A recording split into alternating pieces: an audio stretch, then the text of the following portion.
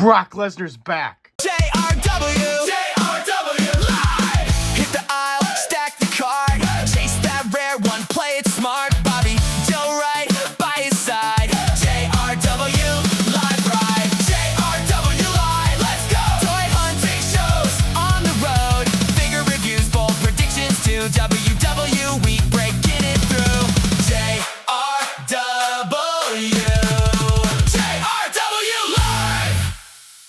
What's up, JW2, the weekly set review, Monday Night Raw. They kicked off the show with a pissed off Roman Reigns walking backstage, talking to Adam Pearce, talking about, once I'm done with Jacob Fatu, then you can fire him. And then Jacob Fatu's music hits before Roman could even go down to the ring. And Jacob Fatu goes down to the ring, pretty much calling out Roman Reigns. And before really anything has happened, the Usos music hits. The Usos come down to the ring, and Jey Uso's ready to take him out. He's got a steel chair in his hand. He's ready to go to war with Jacob Fatu. Jimmy Uso's more the calm one, trying to talk him down. He's like, you really want to go back to this life? You want to get fired? You want to go back to prison? And then Jacob Fatu snaps. He starts hitting them with the tongue and death grip on Jimmy Uso. And Jey Uso hits in the back with a steel chair and does nothing for Jacob Fatu. And Jacob Fatu starts beating up both of them. And then Roman Reigns comes down to the ring, and all three of them battle with Jacob Fatu. The Usos tie down Jacob Fatu under the ropes, and then they super kick him like 4 times. Roman Reigns Superman punch. They let him free. Roman Reigns hits him with a spear, and they just absolutely murder Jacob Fatu. It was a full-blown unfair 3v1 just battle with the OG Bloodline against Jacob Fatu. It made Jacob Fatu look like an absolute menace, but he got destroyed. Then afterwards, Roman Reigns and the Usos walk up the stage, stand tall with the world title, and then Roman Reigns is like, Adam Pearce, you can do whatever you want with him. And then Jacob Fatu gets on the mic. He's like barely breathing, screaming, Roman, tribal combat. And Roman says, I accept. And then later in the show, they announce a Clash in Italy. It will be for the world title. Jacob Fatu versus Roman Reigns for the world heavyweight title in tribal combat. Also, Clash in Italy is going to be Cody Rhodes versus Gunther for the undisputed heavyweight title at Clash in Italy. Clash in Italy is looking absolutely stacked. Then Finn Balor and JD McDonough went one-on-one in a street fight match. This was absolute chaos. They brawled all over the place, went through tables, used steel chairs, used kendo sticks, used trash cans. It was crazy. And Dirty Dom Mysterio almost helped JD McDonough win this match, but at the end of the day, he actually choked for him because he went for a hit a 619 on Finn Balor while JD McDonough held him down. Finn Balor switches real quick positions, but JD McDonough holds him down while Dirty Dom 619s JD McDonough. Then Finn Balor puts the trash can on him, hits him with the coup de grace stomp. 1, 2, 3. Finn Balor picks up the victory and defeats JD McDonough once again, this time being in a street fight match. Not a good start for the show for the Judgment Day. Finn Balor continues to dominate and torture the Judgment Day.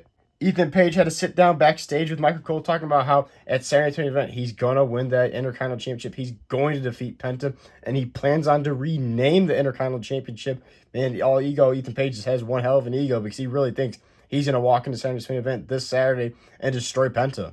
Then Ruka was backstage, and Becky Lynch ran into her, pretty much saying how she's lost both of her matches. Not a good start. She almost like she isn't prepared for the roster and she should leave. And Ruka's like, yeah, I'm gonna leave. And she goes out to the ring, starts calling out pretty much Becky Lynch. Becky Lynch comes down to the ring. She's like, I'm not just saying it. Sports Illustrated saying it. I'm the best. Blah blah blah.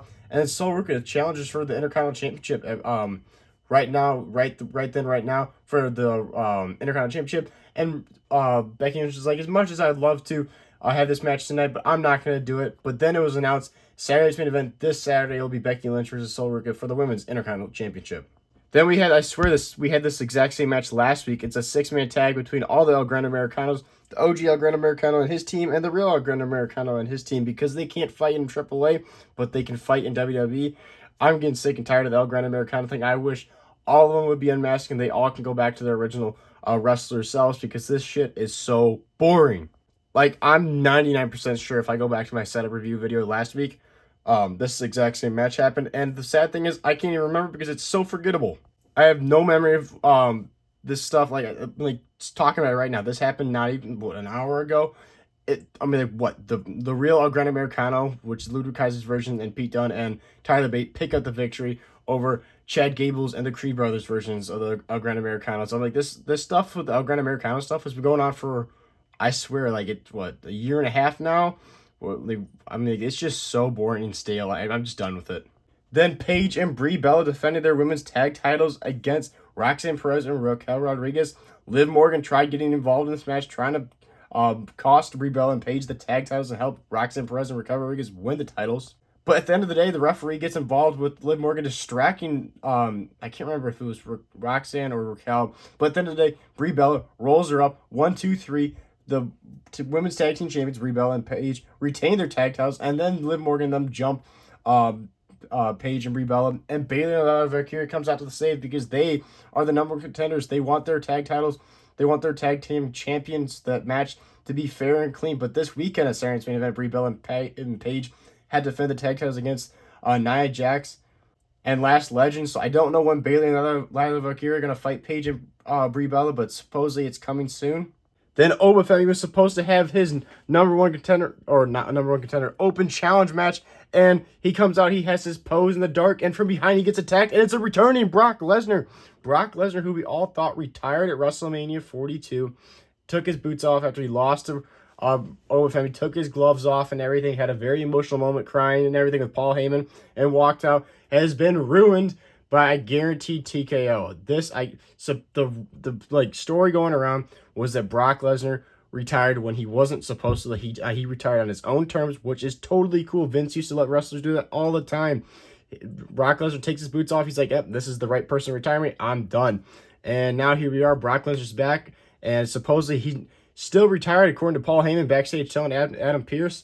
But he already has his contract signed for a rematch at Clash in Italy against Obafemi.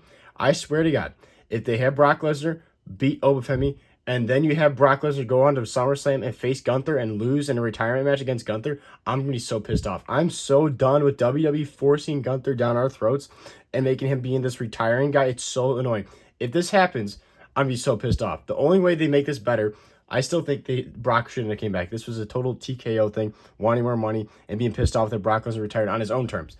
I have a feeling if this happens, it's going to be really annoying. It's just like, I feel like they ruined a great moment at WrestleMania.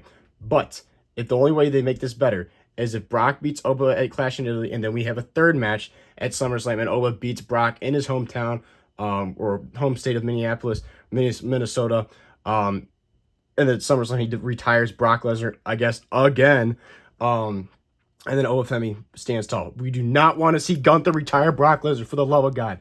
Get Gunther out of here. Freaking Gunnar Gunther out of here. He sucks. Please, Obafemi, retire Brock Lesnar again. I still think it should have ended at WrestleMania 42 like how it was naturally happened, but now it's unnatural, stupid TKO shit. Then Seth Rollins went one-on-one with Austin Theory in the main event. He wanted Braun Breaker. Braun Breaker wanted Seth Rollins as well, but Paul Heyman told him no. And Braun Breaker was kind of a little pissed off at Paul Heyman, but Paul Heyman was like, wait, Seth Rollins will be vulnerable. We can attack him after the match. But Logan Paul, just being cocky the whole match pretty much, tried helping Austin Theory win this match by giving the brass knuckles, backfired, and then Seth Rollins hit the pedigree, 1, 2, 3, defeats Austin Theory, and then instantly Logan Paul starts jumping Seth Rollins. He's beating him up, and here comes Angelo Dawkins. Montez Ford told Angelo Dawkins backstage, if you want to help him, go ahead, but I'm not going to help you. Angelo Dawkins beating up Austin Theory, but Logan Paul jumps, or he beats up Logan Paul, then Austin Theory jumps Angelo Dawkins. They're outnumbered. And then here comes Montez Ford. Montez Ford takes out Logan Paul and Austin Theory. Then Braun Breaker, from coming out of nowhere, spears Montez Ford. And then they're outnumbered again. Braun Breaker just destroys everybody. But then Seth Rollins gets the upper hand on Braun Breaker, like how he just wanted to. But then he gets speared. And then the Vision absolutely destroys Seth Rollins. They get him on the steel steps, and Braun Breaker is about to smash his freaking skull in on the steps until security finally breaks it up. But the Vision stand tall once again, damn near murdering Seth Rollins. I'm not sure when they're going to fight again, but obviously I think this is going to probably be a SummerSlam match between Seth Rollins and Braun Breaker. But finally, Seth Rollins has a win since returning, because this is his first win since returning from his injury, which is crazy. But there you go, guys. That was the setup review of Monday Night Raw this week. I have a lot of mixed feelings about it. I'm pissed off that Brock Lesnar's back. I love Brock Lesnar. It's not that I don't like him. I just thought he had a great organic retirement, and then TKO had to get their dirty-ass fingers all over it because they want more money. Freaking douchebags. But overall, the rest of the show I honestly thought was really good. I thought the Bloodline stuff has been very repetitive every week, and I thought this was a little different. I'm tired of the Algran Americano stuff. Tag title stuff, women's tag title stuff's okay. And I'm honestly enjoying the Street Profits and the Vision storyline right now. And I'm very much so enjoying the Intercontinental title storyline with Ethan Page, Rusev, Javon Evans, and Penta. It's been great. And the street fight match wasn't too bad. So I'm going to give this show a solid 3 out of 5. It's nothing, it's not worse than a 3 out of 5. The Brock Lesnar thing's kind of annoying, but overall, it was a solid show, kept me entertained, but it's nothing better than that. So this is JW Live. Make sure to like and subscribe and hit the notification bell because we post every single day on this YouTube channel and you don't want to miss out on awesome wrestling figure content. And I'll see you guys in the next one.